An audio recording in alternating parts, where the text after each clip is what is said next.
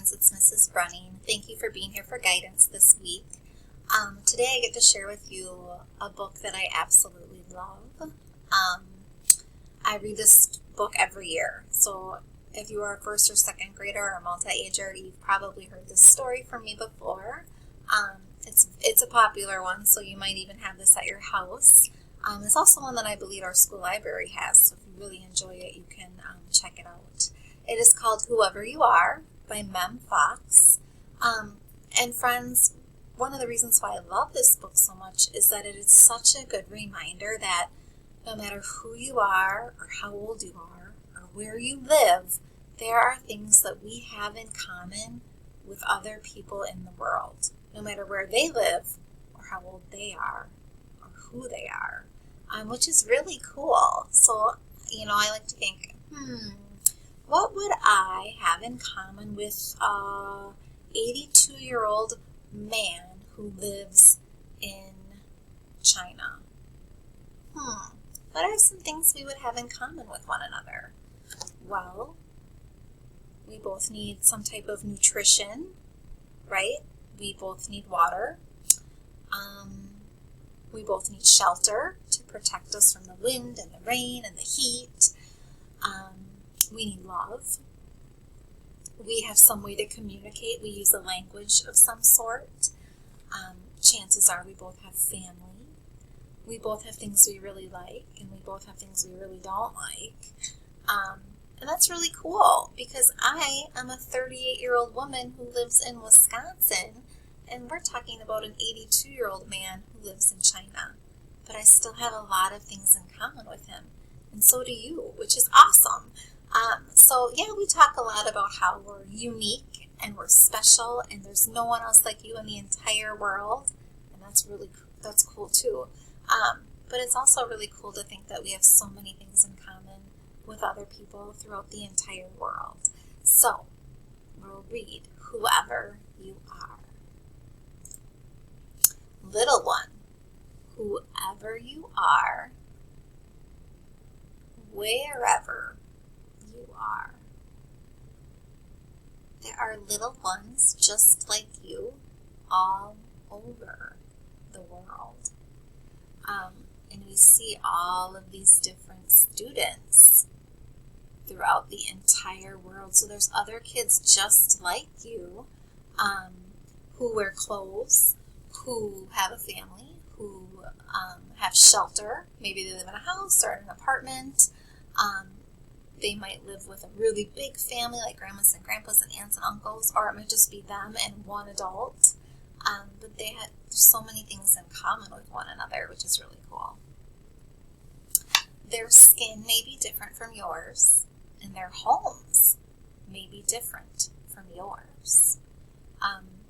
And I see lots of different shades of skin color on this page of those 4 kiddos right there. And even when I look at my own skin color, it doesn't really quite match up with theirs either. We all have a very unique color to our skin. And then they talked about your home might be different too. Absolutely. At my house, I live with my husband and our 2 children, and we have a dog and a fish. That's my family.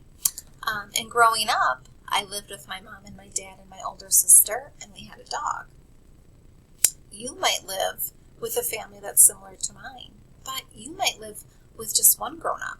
You might live with 4 different grown-ups. You might go between 2 different houses. You might not have any brothers or sisters. You might have a lot of brothers and sisters. You might have a lot of pets.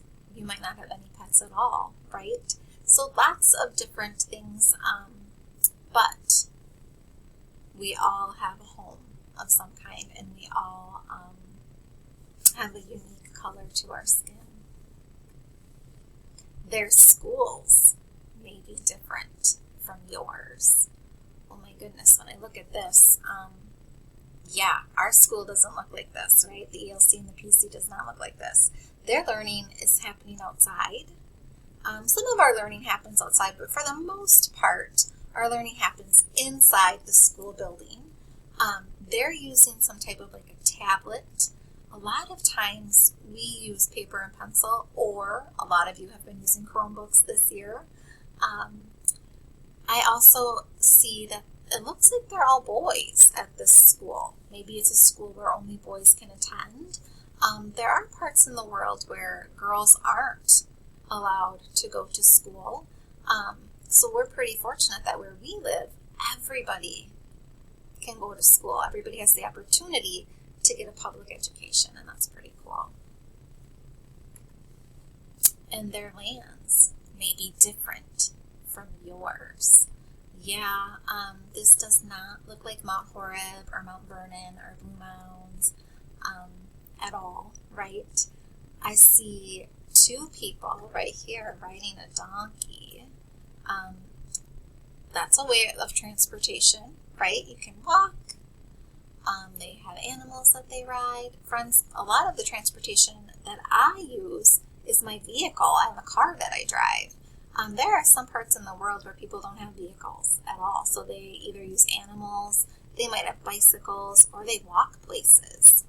I'm also looking to see, it looks like they have gathered some food, right? If I want food, if I want groceries, I just go to the grocery store and I buy the food that I want off the shelf, right? I get to pick it out and I pay for it and I go home in my car. Looks like they had to take their donkey and go somewhere to gather all of this food and pick it. That's a big process. That's a long job. That could take the entire day, right? If I'm going to the grocery store, it does not take the entire day. And then it looks like they're heading home, and it looks like maybe they have electricity, because it looks like there's lights on in their house, but not everyone has electricity. Not everybody has lights and running water, and if you don't have running water, then how do you make food, right? We need water to make food, a lot of the foods that we eat. So they probably get a big pot and they put it over a fire, and they get water from a stream or a lake or river that's close by, and they have to boil that water to make it clean, to make it safe for people to drink. Friends, if I want water, I just get water from my faucet at my house. Not everybody has that. So there are definitely different ways of living throughout the entire world.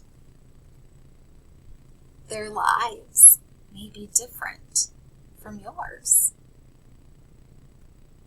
And their words may be very different from yours. We speak English. That's the language that we speak. Not everybody speaks English. Some people speak more than one language. They speak two languages, and we say that's bilingual.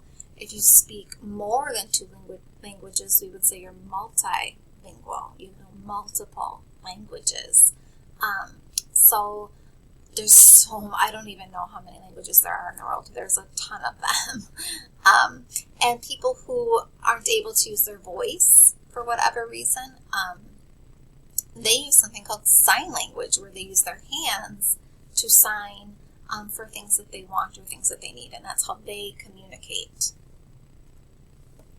But inside, their hearts are just like yours.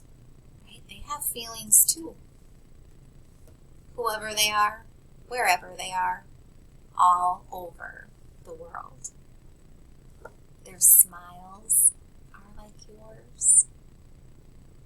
Right? They experience happiness and joy, and they smile just like you do. And they laugh just like you. Yeah, we all like to laugh and have fun and be silly at times, no matter where we live, no matter who we live with, no matter how old we are. Their hurts are like yours, and they cry like you too, right? They get hurt, they get sick, they might get scared, they might feel lonely, right? We all have all of these different feelings.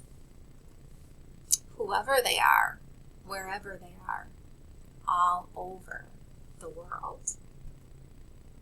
Little one, when you are older and when you are grown, you may be different.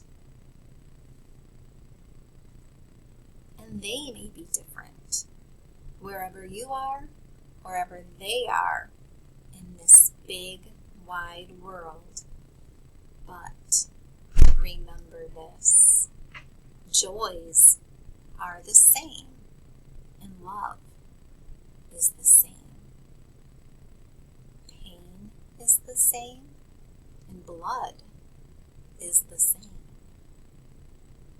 Smiles are the same, and hearts are just the same. Wherever they are, wherever you are, wherever we are, all over the world. Friends, I hope you enjoyed that story as much as I do. Like I said, it's one of my favorites. I read it every single year because I love its message. Yes, there are things that make us very different and unique from other people, and that's pretty cool, but there are so many things that we have in common with everyone in the world, and that's equally as cool, right? We all experience joy and pain and hurt and love and kindness. We all have ways to communicate our needs and our wants.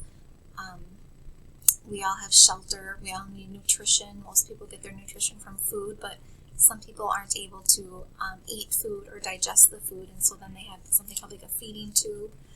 But everybody needs nutrition. Everybody needs water. Everybody needs clothes. Everybody has feelings. It's pretty cool when you think about it that we have so many things in common with people throughout the entire world. Thank you so much for being here for guidance this week. In your Seesaw account, I am going to have you tell me one thing that you have in common with someone else in the world.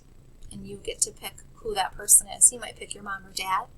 You might pick your best friend. You might pick your neighbor. You might pick your soccer coach. You might pick somebody you don't know. I picked an 82-year-old man who lives in China.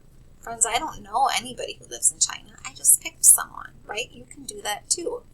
And I just want you to tell me something you have in common with them. Is it that you guys have a family? Is it that you both need food? Is it that you both experience love? Is it that you both sometimes get cranky? So just tell me one thing you have in common with that person. Thank you so much for being here, and I will see you next